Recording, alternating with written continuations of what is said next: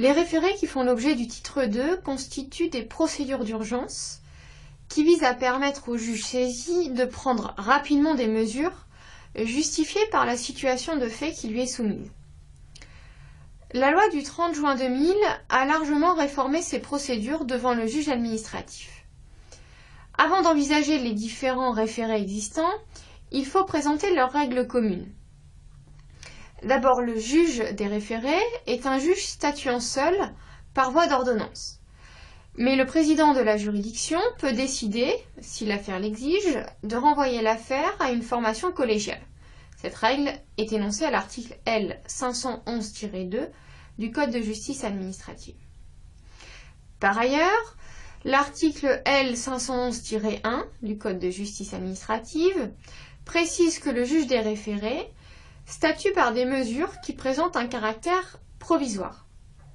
Les mesures qu'il prend ne sont pas revêtues de l'autorité de chose jugée. Il en résulte que le juge des référés peut à tout moment modifier les mesures qu'il prononce ou y mettre fin, s'il est saisi en ce sens par une personne intéressée qui apporte des éléments nouveaux. Article L. 521-4. De surcroît, ces appréciations ne lient pas le juge du principal si celui-ci est saisi d'une requête au fond. Enfin, compte tenu de cet office limité du juge des référés, le Conseil d'État considère que le magistrat qui s'est prononcé en référé peut, sans méconnaître le principe d'impartialité, participer à la formation de jugement qui se prononce sur la requête au fond. Ceci résulte d'un avis du Conseil d'État du 12 mai 2004, commune de Rogerville. Les différentes procédures de référé existantes peuvent être rangées en deux catégories. La première rassemble les référés conditionnés par l'urgence et fera l'objet du premier chapitre. La seconde rassemble les autres référés. Elle sera envisagée dans le deuxième chapitre. Premier chapitre, les référés conditionnés par l'urgence. Le Code de justice administrative envisage trois procédures distinctes par lesquelles le juge des référés statue en urgence. Chacune de ces procédures fera l'objet d'une vidéo. Celle envisagée ici est la procédure de référé-suspension. Ce référé-suspension est prévu à l'article L. 521-1 du Code de justice administrative. Ainsi, quand une décision administrative, même de rejet, fait l'objet d'une requête en annulation ou en réformation, le juge des référés, saisi d'une demande en ce sens, peut ordonner la suspension de l'exécution de cette décision ou de certains de ses effets, lorsque l'urgence le justifie et qu'il est fait état d'un moyen propre à créer en l'état de l'instruction un doute sérieux quant à la légalité de la décision. Ce référé prend la suite du sursis à exécution qui avait été créé par un décret du 22 juillet 1806 et qui s'avérait en pratique très peu efficace. L'existence de cette procédure s'explique par le fait que les recours devant le juge administratif, à savoir le REP et le recours de plein contentieux objectif, ne sont pas suspensifs. Par conséquent, lorsqu'un tel recours est intenté, l'acte contesté reçoit exécution malgré l'action contentieuse en cours, et ce jusqu'à l'éventuelle annulation de l'acte par le juge du fond. Or, cette exécution est susceptible d'avoir des conséquences importantes pour le requérant, d'où l'intérêt d'une procédure permettant à l'administré d'obtenir la suspension de l'acte en attendant le jugement au fond. Ainsi, l'objet du référé-suspension est d'obtenir la suspension provisoire d'un acte administratif dans l'attente de son éventuelle annulation par le juge du principal. Ce référé apparaît alors indissociable du recours au fond. Ceci explique de nombreuses règles applicables au référé-suspension. Commençons par les conditions de recevabilité. Premier paragraphe, les conditions de recevabilité. Il s'agit de conditions qui déterminent la saisine régulière du juge des référés. Grand A, l'exigence d'une décision administrative. La requête en référé doit demander la suspension d'une décision administrative. En revanche, il n'est pas possible de demander la suspension d'un comportement de l'administration, tel que par exemple la réalisation de travaux. La décision administrative dont la suspension est demandée peut être implicite ou explicite. Il peut aussi s'agir d'une décision de rejet. Cette précision, par l'article L521-1, est importante, car suspendre une décision de rejet oblige l'administration à accorder ce qu'elle avait refusé. Dans ce cas, le juge des référés doit préciser les obligations provisoires qui découlent pour l'administration, et ce en vertu d'un arrêt du 20 décembre 2000, l'arrêt Ouattara. En résumé, le référé suspension est possible contre toutes les décisions administratives qui sont susceptibles de recours.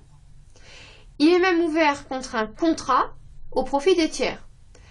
L'arrêt du Conseil d'État du 4 avril 2014, département du Tarn-et-Garonne, qui a ouvert un recours de pleine juridiction aux tiers contre le contrat, leur a aussi permis d'intenter, dans l'attente du résultat de ce recours de pleine juridiction, un référé suspension.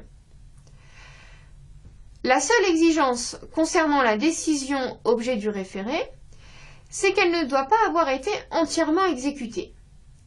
En effet, dans ce cas, la suspension n'est plus possible, et si bien que le référé est dépourvu d'objet. Seul le recours au fond conserve alors un intérêt. Venons-en à la deuxième condition de recevabilité, grand B, les conditions liées au recours au fond. Le référé suspension n'est recevable que si le requérant a déposé un recours tendant à l'annulation ou à la réformation de l'acte administratif, c'est-à-dire s'il a déposé un REP ou un recours de plainte contentieux. Cette règle instaure ainsi une liaison étroite entre les deux actions qui se constate à plusieurs niveaux. Concernant d'abord la compétence, au sein de l'ordre juridictionnel, le juge des référés compétent est celui qui appartient à la juridiction compétente à l'égard du recours au fond. Ainsi, le juge des référés doit vérifier que c'est bien l'ordre juridictionnel administratif, et non l'ordre judiciaire, qui est compétent sur le litige, puis que la juridiction à laquelle il appartient est compétente sur le recours principal. S'il estime que la compétence appartient à un autre juge des référés, d'un point de vue matériel ou territorial, le juge saisi n'est pas soumis à l'obligation de renvoi que l'on a vue précédemment. Il est donc autorisé à rendre une décision d'incompétence. Le lien entre les deux recours, référé suspension et référé au fond, vaut aussi pour l'exigence d'avocat. L'avocat sera obligatoire pour le référé suspension s'il est obligatoire pour le jugement au fond. Enfin, la recevabilité du référé dépend de la recevabilité du recours au fond. Par exemple, si la requête au fond est déposée hors délai, le référé suspension est lui-même irrecevable. Malgré ce lien étroit entre le référé et le recours au fond, certaines règles visent à les distinguer. Par exemple, les deux requêtes doivent être présentées de manière distincte, en vertu de l'article R 522-1. En outre, le recours au principal ne doit pas nécessairement être déposé en même temps que le référé. Il doit l'être au plus tard, au moment où le juge du référé statue, et ce, en vertu d'un arrêt du Conseil d'État du 15 octobre 2004, l'arrêt commune d'Andeville. Enfin, si le dépôt du recours au principal est enfermé dans un délai de 2 mois, le référé suspension peut, lui, être demandé à tout moment, le temps que le litige au principal n'a pas été tranché. Le référé peut donc être déposé même après l'expiration du délai contentieux. Deuxième paragraphe, les conditions de fond. Il s'agit ici d'envisager les conditions qui permettent d'accueillir ou de rejeter la demande de suspension. Le législateur a prévu 2 conditions distinctes. D'abord, grand A, la condition d'urgence. Selon l'article L 521-1 du Code de justice administrative, la suspension de l'acte administratif ne peut être prononcée que si l'urgence le justifie. Le Conseil d'État a précisé cette condition d'urgence dans un arrêt du 19 janvier 2001, Confédération nationale des radios libres. Il y a ainsi urgence lorsque la décision administrative contestée préjudicie de manière suffisamment grave et immédiate à un intérêt public, à la situation du requérant ou aux intérêts qu'il entend défendre. Ce sont donc les effets gravement négatifs de la décision qui révèlent l'urgence. Il n'est pas nécessaire en revanche que ces conséquences soient irréversibles. Par ailleurs, il peut s'agir d'un effet négatif pour le requérant lui-même ou pour un intérêt public. Par exemple, l'hypothèse où c'est l'intérêt du requérant qui est en jeu, c'est le cas d'une décision qui l'empêche d'exercer une activité professionnelle. Exemple où l'intérêt public est en jeu, ce sont des litiges où est en cause la santé publique, la protection de l'environnement ou encore la continuité du service public. Le Conseil d'État ajoute qu'une décision qui n'aurait qu'un objet purement financier et qui pourrait donc être effacée par une indemnisation peut suffire à révéler l'urgence. En effet, si une telle mesure entraîne une perte financière importante pour le requérant, sa gravité suffira à admettre l'urgence. L'arrêt de 2001 précité fournit également une méthode pour déterminer si la mesure préjudicie gravement au requérant ou à un intérêt public. L'arrêt précise en effet que le juge des référés doit en principe apprécier concrètement, compte tenu des justifications fournies par le requérant, si les effets de celle-ci sur la situation de ce dernier, ou le cas échéant des personnes concernées, sont de nature à caractériser une urgence justifiant une suspension. Le Conseil d'État pose ainsi le principe d'une appréciation in concreto. Dans un second arrêt, du 28 février 2001, préfet des Alpes-Maritimes, le Conseil d'État ajoute que cette appréciation doit se faire compte tenu de l'ensemble des circonstances de chaque espèce. En d'autres termes, le juge des référés doit mettre en balance les effets négatifs de l'acte et l'intérêt public qui s'attache à son exécution. Cependant, par dérogation à cette méthode, le Conseil d'État a admis que certaines décisions sont par définition préjudiciables et révèlent une urgence. Il pose ainsi une présomption d'urgence. Par exemple, dans un arrêt rendu par le Conseil d'État le 26 septembre 2001, ministre de l'Intérieur contre Abnasser Mesbahi, il a été jugé que, eu égard à l'objet et aux effets d'une décision qui expulse un étranger du territoire français, la condition d'urgence doit être considérée comme remplie.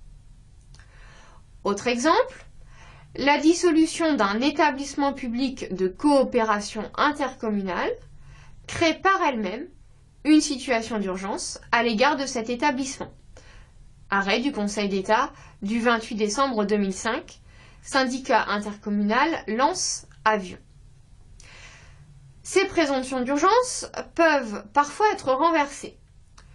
Par exemple, eu égard à l'objet d'un arrêté de cessibilité et à ses effets pour les propriétaires concernés, la condition d'urgence doit être regardée comme remplie pour un référé suspension contre ce type de décision, mais il peut en aller autrement, selon le Conseil d'État, dans le cas où l'expropriant justifie de circonstances particulières, notamment si un intérêt public s'attache à la réalisation rapide du projet qui a donné lieu à l'expropriation. Conseil d'État du 5 décembre 2014, consort L. Après l'urgence, deuxième condition de fond, grand B, un moyen propre à créer un doute sérieux quant à la légalité de l'acte. Outre l'urgence, donc, le juge des référés doit s'intéresser à la légalité de la décision. En effet, la suspension ne pourra être ordonnée que si le juge des référés a, en l'état de l'instruction, un doute sérieux quant à la légalité de la décision. Peut être en cause la légalité externe ou la légalité interne de l'acte. La particularité ici réside dans le fait que l'appréciation du juge des référés reste en surface. Il n'a pas à être convaincu de l'illégalité de l'acte. Il doit s'en tenir à l'existence d'un doute sérieux. C'est pourquoi certains moyens ne peuvent être soulevés devant lui. Tel est le cas de l'inconventionnalité de la loi, à moins que le droit de l'Union européenne soit en cause. Conseil d'État du 16 juin 2010, l'arrêt Diakité. Une QPC peut en revanche être soulevée. Troisième paragraphe, la décision du juge. Le Code de justice administrative ne fixe pas de délai dans la limite duquel le juge des référés doit se prononcer lorsqu'il est saisi d'un référé suspension. Cependant, l'article L. 511-1, qui s'applique à l'ensemble des référés, précise que le juge des référés se prononce dans les meilleurs délais. En outre, l'article L. 522-1 prévoit que le juge statue au terme d'une procédure contradictoire, écrite ou orale. Il impose implicitement la tenue d'une audience. En revanche, il allège la procédure en dispensant le rapporteur public de prononcer des conclusions, à moins que l'affaire ne soit renvoyée à une formation collégiale. L'obligation de tenir une audience est toutefois mise parfois de côté. En effet, en cas de défaut d'urgence, ou lorsqu'il apparaît manifeste au vu de la demande que celle-ci ne relève pas de la juridiction administrative, ou qu'elle est irrecevable, ou encore qu'elle est mal fondée, le juge peut la rejeter par une ordonnance motivée, sans respect du contradictoire et sans audience, et ce en vertu de l'article L. 522-3. Lorsque le juge fait droit à la demande et prononce la suspension, celle-ci prend effet à compter de la notification de l'ordonnance du juge des référés, et ce jusqu'au jour où le juge du fond se prononce sur la requête au fond, étant précisé que le Code exige que dans cette hypothèse, le jugement au fond intervienne dans les meilleurs délais. Article L. 521-1. En cas de suspension d'une décision de rejet, le juge peut aussi adresser des injonctions à l'administration s'il a été saisi en ce sens par le requérant. Il ordonne alors à l'administration de prendre les mesures provisoires qu'implique la suspension. Enfin, la décision du juge des référés est rendue en premier et dernier ressort. Elle est susceptible d'un pourvoi en cassation devant le Conseil d'État dans un délai de 15 jours.